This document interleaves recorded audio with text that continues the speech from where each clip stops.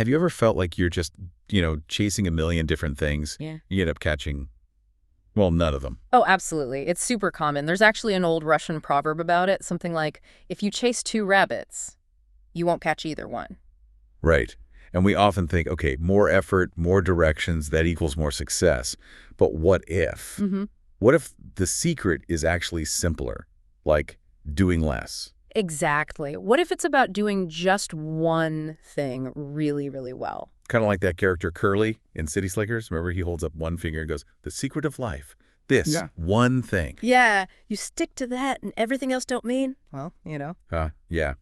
But the trick is, how do you figure out your one thing? Does the book actually give you a way to do that, or is it just metaphorical? Oh, it definitely gives you a framework. And that's what we're going to unpack in this deep dive. We want to really understand this principle, how it works, and importantly, how you can use it to get, well, extraordinary results. So cutting through the noise, the myths, all that stuff that holds people back, giving you the shortcut, basically. That's the plan. A shortcut to getting smart on this whole one thing idea. Okay, let's get into it. So this concept, the one thing, it didn't just pop up, right?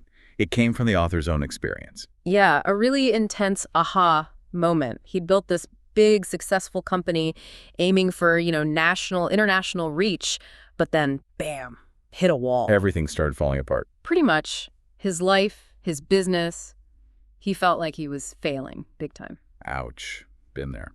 So what happened? He got a coach. And this coach looked at his company structure, the whole org chart, and pointed to just one thing. He said, you need to find and hire 14 key people. That was it. 14 people. Not some complex strategy or financial maneuver. Yeah. Just people. Yep. The author was floored. He thought it'd be way more complicated. The coach even joked, like, Jesus needed 12, you need 14. Wow. That's bold. So what did the author do? Get this. He basically fired himself as CEO, stepped down to focus only on finding those 14 people, nothing else. Seriously. That sounds incredibly risky.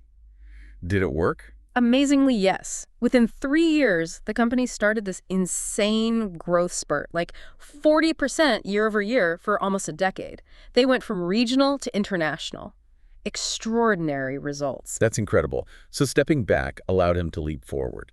And that's when he saw the pattern. Looking back, all his huge wins came when he narrowed his focus to one thing.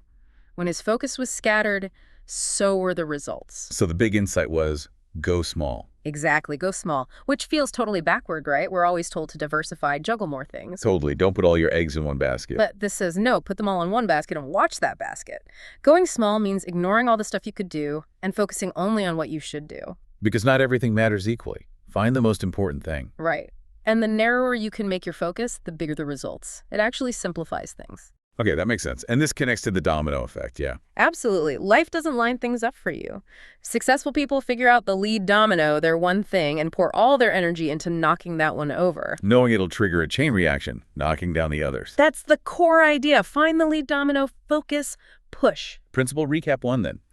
Focus on the single most important action. Your one thing that makes everything else easier or unnecessary. That's how you start the domino effect towards amazing results. And once you start looking, you see this pattern everywhere. Successful companies, successful people. Okay, let's look at some proof. Success leaves clues, right? Yeah. How about examples of one product, one service? Oh, yeah, loads of them. KFC, Colonel Sanders, one secret recipe. That was his one thing. Adolf Coors. Grew 1,500% in 20 years. Right. One product, one brewery. Simple. Intel. Even though they make lots of stuff now. It's microprocessors, right? That's the core, the one thing that drives most of their revenue. Starbucks. Coffee, obviously. Google. Their one thing is search. That's what makes the advertising, their main moneymaker, possible. Even something like Star Wars.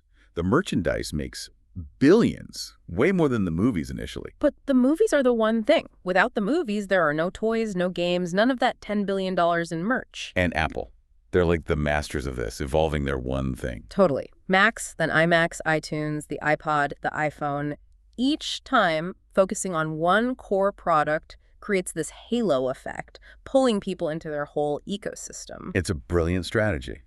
Okay, what about one person? The idea that no one is self-made. So true. Think about Walt Disney. Couldn't get a job as a cartoonist early on. Right, so his brother Roy. His brother Roy, the business guy, got him a job at an art studio. That's where he learned animation. Roy was his one person at that critical moment. Sam Walton, Walmart founder. His father-in-law, L.S. Robson, provided the money to start his first store and later for a key expansion. Crucial support. Had a mentor, Max Talmud. Introduced him to key books in science, math, philosophy when he was just 10. Met with him weekly for 6 years. Huge influence. Credits her dad for, saving her life. And professionally, Jeffrey Jacobs, who convinced her to start Harpo Productions, her own company, instead of just being talent. Massive shift. And the Beatles. Yeah. Everyone knows Lennon and McCartney, but in the studio. George Martin. Yeah. The fifth Beatle. His musical expertise, the arrangements, he filled the gaps, shaped their sound. He was their one person for recording success. It really highlights how critical those key relationships can be. Okay, next. One passion, one skill. Yeah, this is powerful too. Pat Matthews, an impressionist painter, turned his passion into a career just by painting one picture a day. One a day. That simple commitment. Exactly. Or Angelo Amorco, super successful Italian tour guide. His whole business came from his passion for Italy and wanting to share it. That passion drove the skill. Gilbert Tioboni, the runner. Same idea. Passion for running led to skill, which led to a profession, which then opened doors for him to give back. It's this cycle. Passion leads to practice. Practice builds skill. Skill brings results. Results fuel passion. A virtuous cycle. Love it. And finally, a whole one-life example. Bill Gates. His story is amazing for this. High school passion, computers, led to one skill, programming. Met one key person, Paul Allen. His Microsoft partner. Right. Got one big shot, writing code for the Altair 8800 computer. Microsoft's first one thing. Basic interpreters for that one computer. Laser focused from the start. And that led to, well, becoming the richest man in the world for years. And even after Microsoft, with the Bill and Melinda Gates Foundation, one big goal, tackle really tough problems like health and education. And they narrowed that down further. Yeah, focused on infectious diseases and eventually landed on vaccines as their magic tool, their one thing for global health impact, because they were cost-effective and could reach so many. It's just incredible. His whole life applying that same principle. So, principle recap 2. Extraordinary success, whether in business or personal life, often comes down to finding and fiercely focusing on a single one thing. A product, a person, a passion, a skill, or a life's purpose. Success really does leave clues. Okay, the principle sounds simple, almost obvious when you lay it out like that, but you mentioned earlier it's hard for people to actually do this. Why? Well, partly because we operate on a lot of beliefs that just aren't true. The book calls it truthiness, things that sound right or that we've heard so often we assume they're true. Like the frog in boiling water? Exactly. That's actually not true, physiologically. Or Cortez burning his ships. Historical accounts don't really support that dramatic story, but these ideas stick. And when these truthy ideas relate to success, they mess up our thinking, right? Totally. They derail us. So, the book tackles 6 big lies that stop us from embracing the one thing. Okay, let's break them down. Lie number 1. Everything matters equally. Ah, the giant to-do list problem, where every single item feels just as urgent and important as the next. Right. It feels fair, maybe efficient to treat everything the same, but reality just doesn't work like that. Results aren't distributed equally. This is where the 80-20 rule comes in, isn't it? Pareto's principle. Spot on. Joseph Duran, a quality control guy, stumbled onto this. He found Vilfredo Pareto's observation from the 1800s, 80% of the land in Italy owned by 20% of the people. And Duran saw this applied elsewhere. Yeah, in quality control. A small number of defects caused the vast majority of problems. Richard Koch later nailed the definition. A minority of inputs cause a majority of the results. 80% of your results come from 20% of your effort. We hear it all the time. But here's the kicker. The book says go beyond 80-20. Apply extreme Pareto. Extreme Pareto. Yeah. Like 80-20 of the 80-20. Kind of. You take that vital 20%, then find the 20% of that and keep narrowing it down until you find the absolute single most important thing. The essential one. Whoa. So drilling down relentlessly. Exactly. The author did this with his team. Brainstormed 100 ideas to be elite. Narrowed to 10, narrowed to 1. He needed to write a book. Just one thing out of 100. Yep. And that one book became a bestseller, sold over 1 million copies, totally changed their company's image. All from finding that one thing. So why do we still act like everything matters equally if Pareto is so well known? Habit. Mostly habit, yeah. And it creates the difference between a to-do list, which is just survival, and a success list. The success list is shorter, more focused. Much shorter, and purposefully built around getting extraordinary results. It points you in a specific direction. Okay, so principle recap 3. Things aren't equal. Use extreme Pareto to drill down past the vital few to find the essential one thing that drives most results. Turn your to-do list into a success list. Makes sense. Okay, lie number 2. This one feels very modern. Multitasking.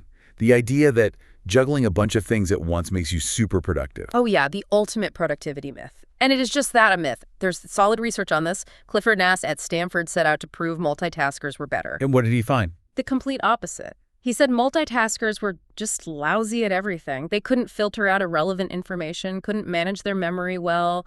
They were slower at switching tasks. Just worse across the board. Ouch. So much for being efficient. He called them suckers for irrelevancy. They just couldn't help but pay attention to distracting stuff. So what we think of as multitasking, like juggling, it's not actually doing things simultaneously. Nope, it's rapid task switching. Like the juggler, they're only catching and throwing one ball at any given microsecond. It just looks like more. And every time you switch tasks, there's a cost. A huge switching cost. It takes time and mental energy to pull up the rules for the new task and then switch back and reload the old one. The more complex the tasks, the higher the cost. You lose time, you lose focus, you make more errors. And the real-world impact is serious, like distracted driving. Totally. Matt Richtel's Pulitzer-winning series showed cell phone use while driving causes something like 16% of traffic deaths. Just talking on the phone, even hands-free, can impair you as much as being legally drunk. Takes about 40% of your focus away. That's terrifying. And it affects relationships too, right? That feeling of someone only being half present. Yeah, that segmented attention. Texting under the table at dinner, half listening, it damages connection. The switching cost isn't just time, it's quality. So principle recap 4. Multitasking is a lie. It's just inefficient task switching with real costs in time, focus, errors, and even relationships. True productivity needs single task focus. Okay, line number 3.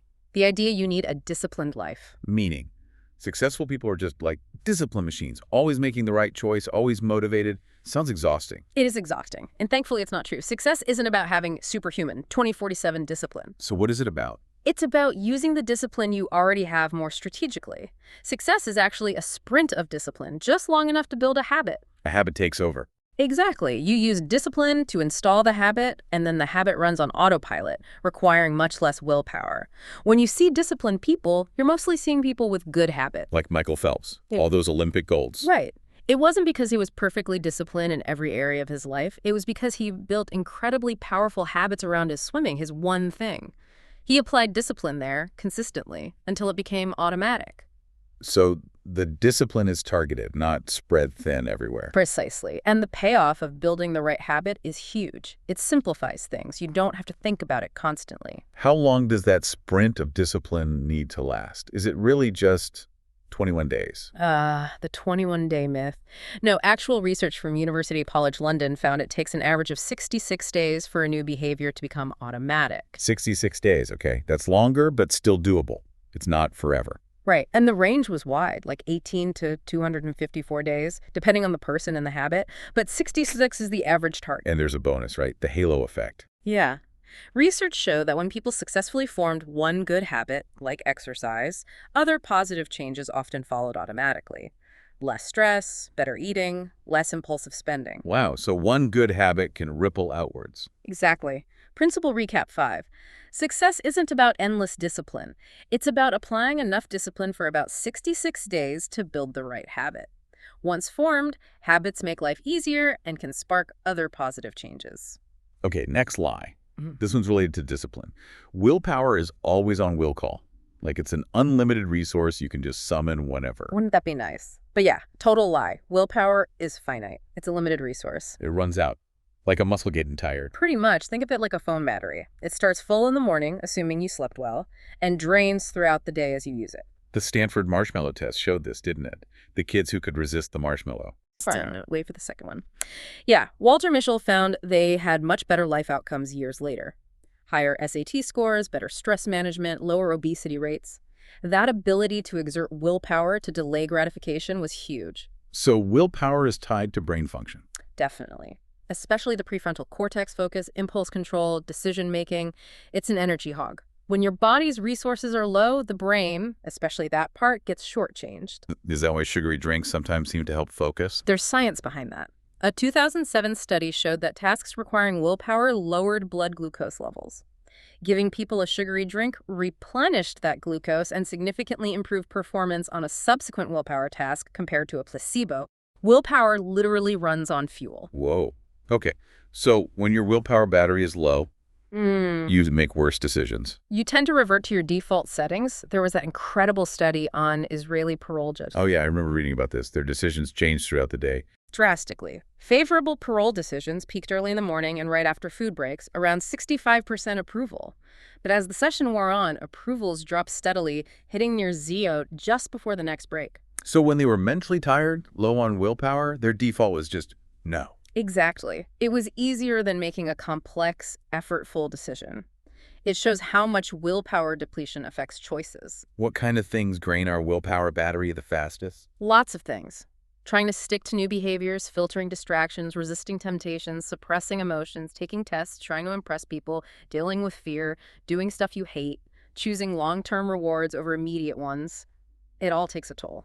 So principle recap 6. Willpower is limited and runs on fuel, like glucose. Do your most important task, your one thing, early when your willpower is highest. And keep your energy levels up, especially with food, to avoid falling back on poor default decisions. Makes sense. Manage your energy, protect your prime time. Okay, line number 5. A balanced life. The holy grail everyone seems to be chasing. Perfect harmony between work and everything else. Yeah, the ultimate pipe dream. And the book argues it's just that a dream, a myth. Because true success in one area often requires imbalance. How so? To achieve something extraordinary, especially in your work or main goal, you have to give it disproportionate time and attention. That inherently means other areas get less focus, at least temporarily. You can't give equal weight to everything and expect standout results in one specific area. So balance is impossible. Perfect, static balance, yes. The reality isn't balance, it's balancing. It's a constant act, a verb. Think about it, the whole idea of work-life balance didn't even really pop up until the 1980s. It's a fairly new concept. Driven by more women in the workforce, technology blurring lines. Exactly. But trying to stay perfectly in the middle, managing the middle, means you never really push the boundaries or achieve greatness at the extremes where success often lies. And you risk losing precious time, right? Like those stories of people saving for retirement travel but never getting there. Right.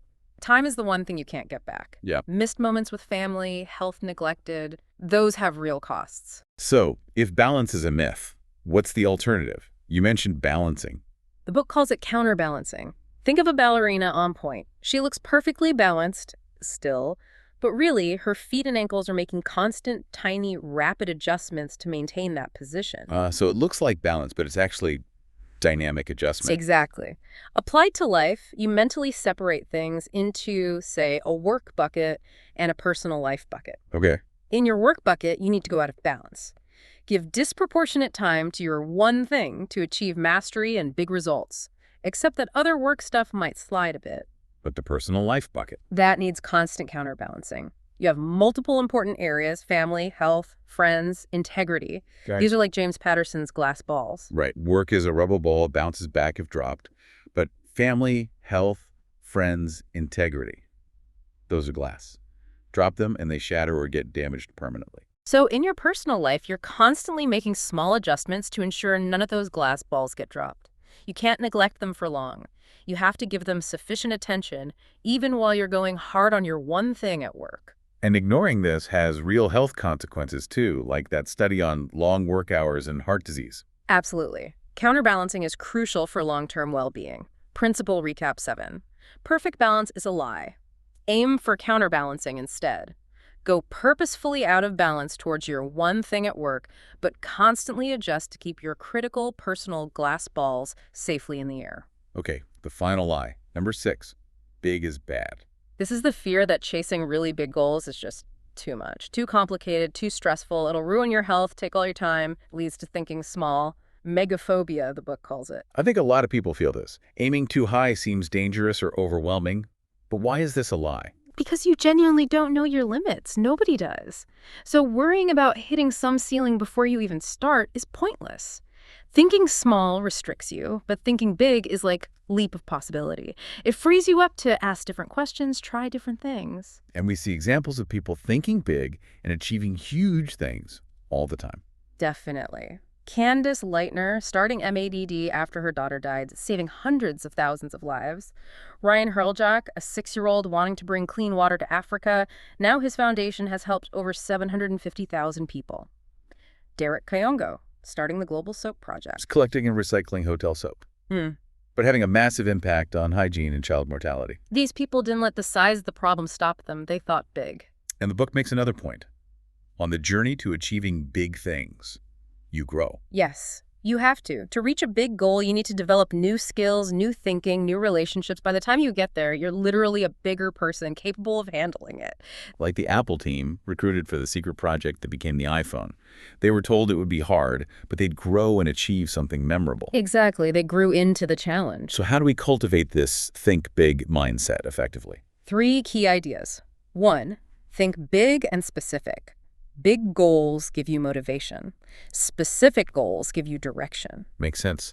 Not just, I want to be successful, but I want to double sales in 6 months. 2, don't order from the menu. Don't just accept the options currently available. Think outside the box. Imagine possibilities no one else sees, like Apple's Think Different. Create your own options. And 3, Act bold. Big thinking needs bold action. Don't be paralyzed by the size of the goal.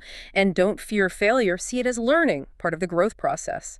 Study people who've done big things. Adopt that growth mindset. So, principle recap 8. Believing big is bad limits you. Yeah. Think as big as you can, you don't know your limits. Big thinking fuels personal growth and leads to the bold actions needed for extraordinary results. Yeah. Don't shrink your life. Okay, we've debunked the lies. Now for part 2, the truth. The simple path to productivity. And it starts with The focusing question. This is the core tool. a question. Why is a question so central? Because fundamentally answers come from questions. The quality of your answer depends entirely on the quality of your question.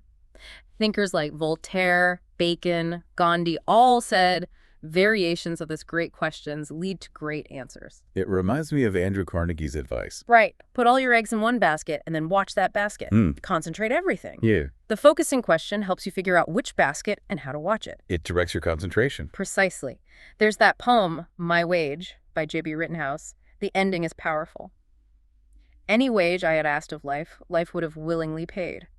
The questions we ask ourselves determine the life we get. So what is the focusing question formula? It's beautifully simple. What's the one thing I can do X such that by doing it, everything else will be easier or unnecessary? Okay, break that down. The X part. That's the time frame or goal. Yeah, it could be right now or dot today or this week or dot my career to achieve specific goal, whatever you need. The such that part is key. It forces you to find the action with the most leverage. The first domino. The thing that makes other things easier or even makes them totally irrelevant. Exactly. It helps you prioritize ruthlessly based on impact. Can you give some examples, like for finances? Sure. What's the one thing I can do to increase my net worth such that? Or to eliminate my credit card debt such that? Personal life. Getting in shape. What's the one thing I can do this week to get in the shape I want such that? Or to strengthen my relationship with my partner such that? And at work. Finishing a project. What's the one thing I can do today to complete my current project ahead of schedule such that? Or to improve my team's performance such that? It applies everywhere. It really forces clarity, doesn't it? Cutting through all the options. That's the power. Now, the trick is making this a habit. The success habit. How do you build that? 4 steps, really. 1, understand and believe it. You got to buy into the concept first, or you won't stick with it. Makes sense. Conviction matters. 2, use the focusing question regularly. Make it part of your routine, not just a one-off thing. 3, make it a habit. Commit to using it consistently for, say, that 66-day average until it becomes second nature. Right. If you're serious about results, you got to be serious about the habit. 4, leverage reminders. Like sticky notes, calendar alerts. Yeah, put a sign up. Until my one thing is done, everything else is a distraction. Use visual cues to keep it top of mind. And finally, recruit support. Tell people what your one thing is. Get colleagues, family involved, share the question itself, help them apply it. Social reinforcement is powerful. okay, so you ask the question, but how do you find great answers? Good point. A great question needs a great answer. And a great question, remember, is big and specific. Right, not small and broad like, how can I do better? Or even big and broad like, how can I double sales? Yeah. It needs focus. Exactly. Turning how can I double sales into what's the one thing I can do right now to double sales in 6 months such that makes it way more powerful. So, finding the answer. What if you just don't know? Then your first one thing is research and benchmark. Go find out, read books, search online, study the people who've already achieved what you want to achieve, find the role models. So learn from the best. Figure out what the current standard is, the benchmark. Yep, what's the high water mark right now? Yeah. And then step 2 is to trend. Look beyond the benchmark. Trend, meaning. Find the next level. Is there a better way, a new approach? Can you take the current best practice and improve it, or find a totally different path? That's where breakthroughs happen. So benchmark to see what's possible, then trend to push beyond it. That's how you find great, maybe even extraordinary answers. Principle recap 9. The focusing question, what's the one thing, is your compass. Build it into a daily success habit using belief, repetition, reminders, and support. Find great answers by benchmarking the best, then creatively trending beyond that. Okay, part 3. Unlocking extraordinary results. We've got the question, we know the lies. How do we make it happen? It comes down to linking 3 things: purpose, priority, and productivity. Purpose, priority, productivity. Like a formula. Pretty much. Your big one thing is your purpose, your ultimate direction, your why. Your small one thing is the most important action you take right now based on the focus in question. And doing that priority consistently leads to productivity. Purpose guides priority, priority drives productivity. Exactly. Think of Scrooge in A Christmas Carol. His purpose shifted from money to people. His priority then shifted from saving money to using money to help. That led to new productive actions daily. And this connects to happiness too, right? It's not about chasing happiness itself. Right. Research by Martin Seligman suggests lasting happiness comes from engagement and meaning living in line with a larger purpose.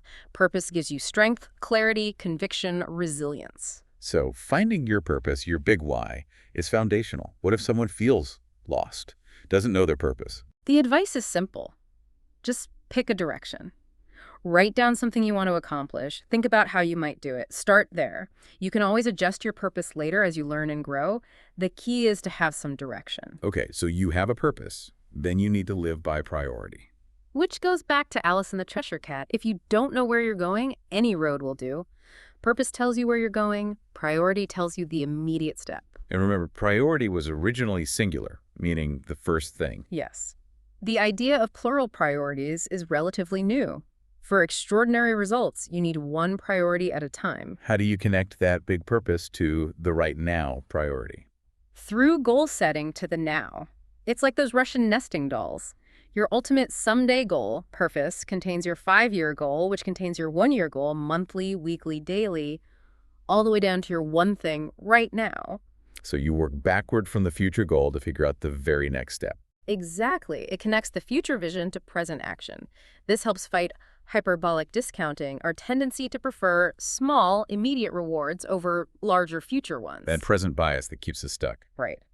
And it helps avoid the planning fallacy, being way too optimistic about how much we can get done, because it forces you to identify the concrete next step. And all this leads to living for productivity. Which is just about consistently acting on that priority.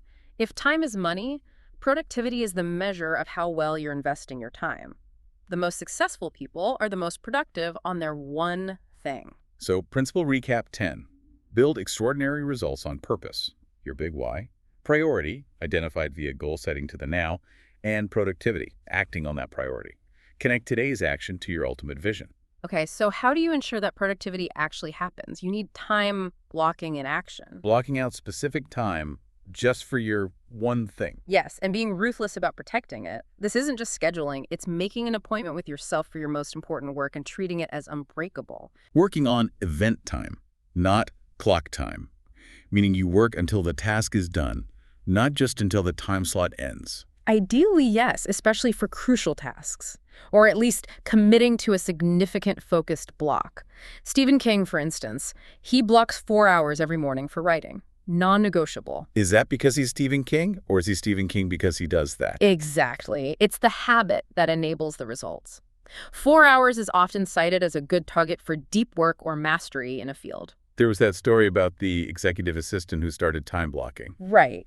She blocked big chunks for a major project. First week was chaos, constant interruptions, but she held firm.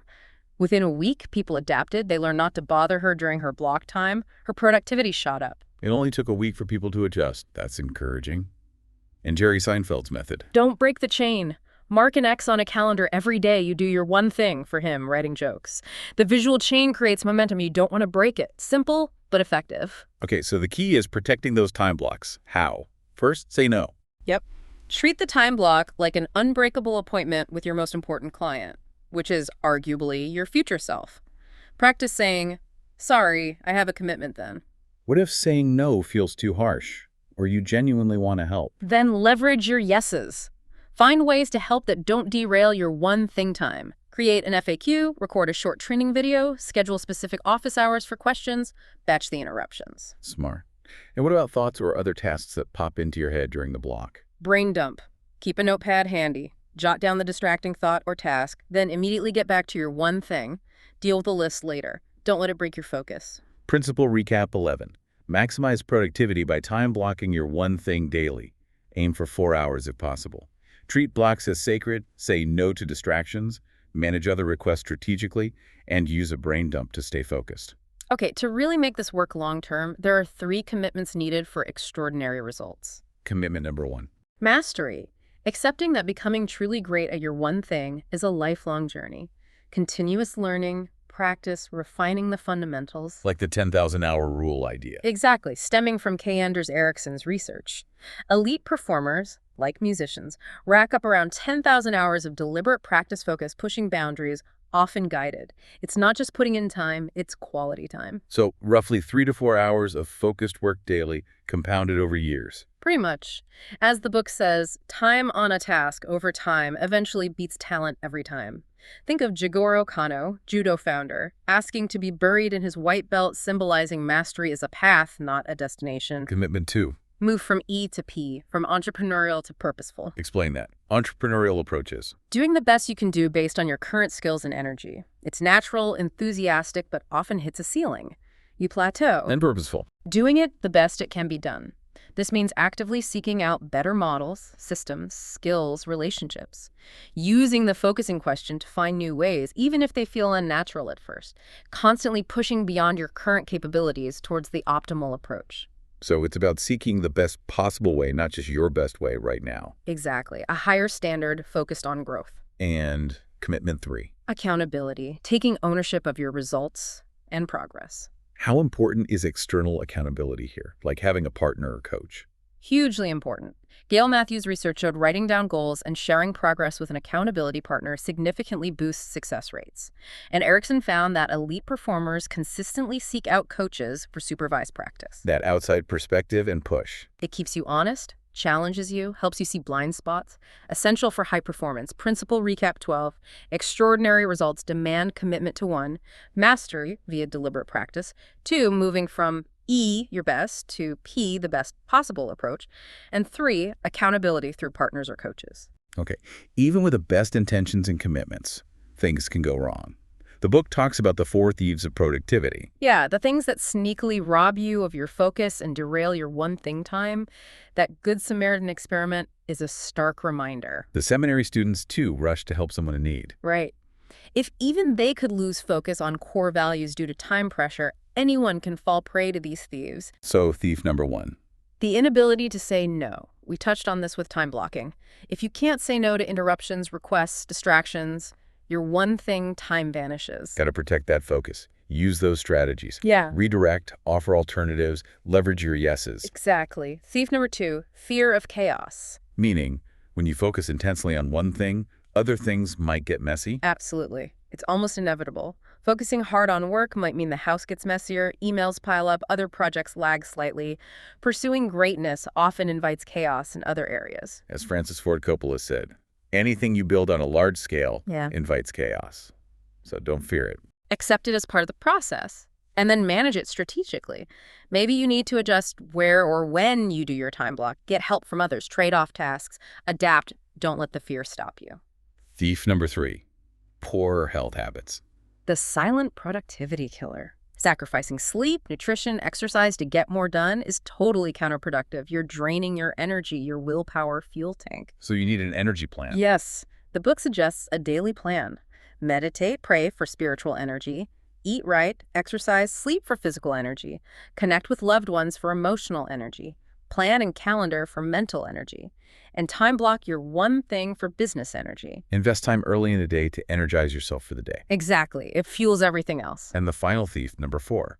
Environment doesn't support your goals. This includes people and place. People. Like Oprah's advice to surround yourself with those who lift you higher. Precisely. Research shows your friends and colleagues' habits and achievements influence yours. Choose your circle wisely. Avoid energy vampires or naysayers, especially around your goals. And place. The physical environment. Huge impact. You need to clear the path to focus. Minimize distractions, turn off notifications, close email, avoid high traffic areas, create a bunker. A bunker. Yeah. Like a dedicated quiet space. Could be. A door you can close, a do not disturb sign, noise-canceling headphones, even working somewhere else like Hemingway did in his bedroom, or Dan Heath at a coffee shop with a stripped-down laptop. Find what works to shield you from disruption. Principle recap 13. Guard your one thing against the 4 thieves. 1. Inability to say no. 2. Fear of chaos, accept and manage it. 3. Core health habits, prioritize energy. And 4.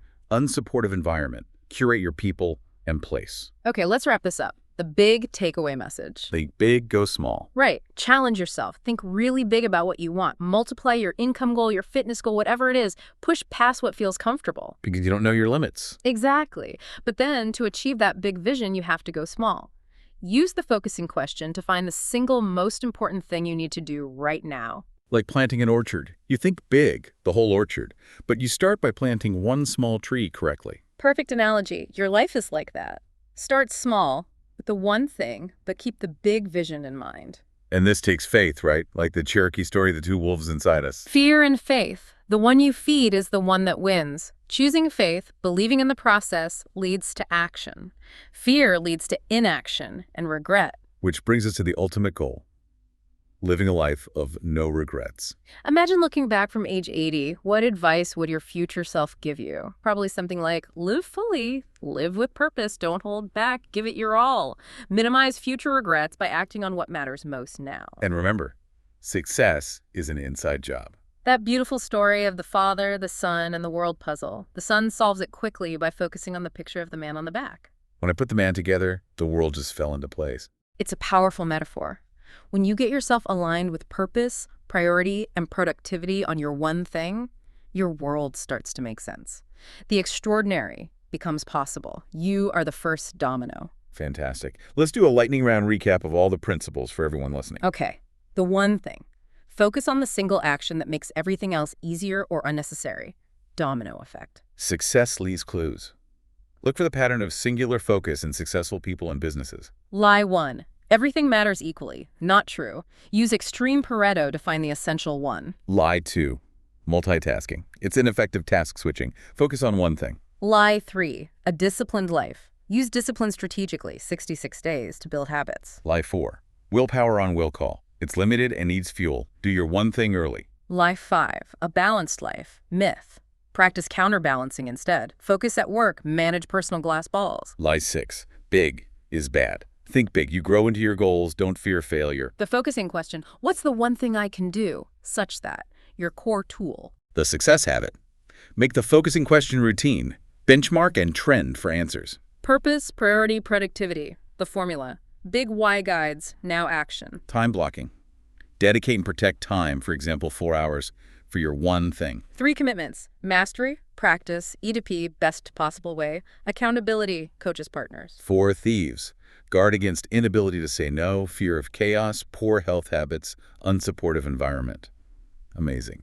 So the final thought for everyone listening, the challenge is clear. What's the one thing you can do right now to start using the one thing in your life such that by doing it, everything else will be easier or unnecessary? Find that answer, and then make doing that answer your first one thing. Start now. That's it from us today. This is Lisa and Jim signing off from Pod Talk. Hope you all have an informative session. Please like and subscribe for more such sessions. We hope to see you soon with a brand new topic of discussion.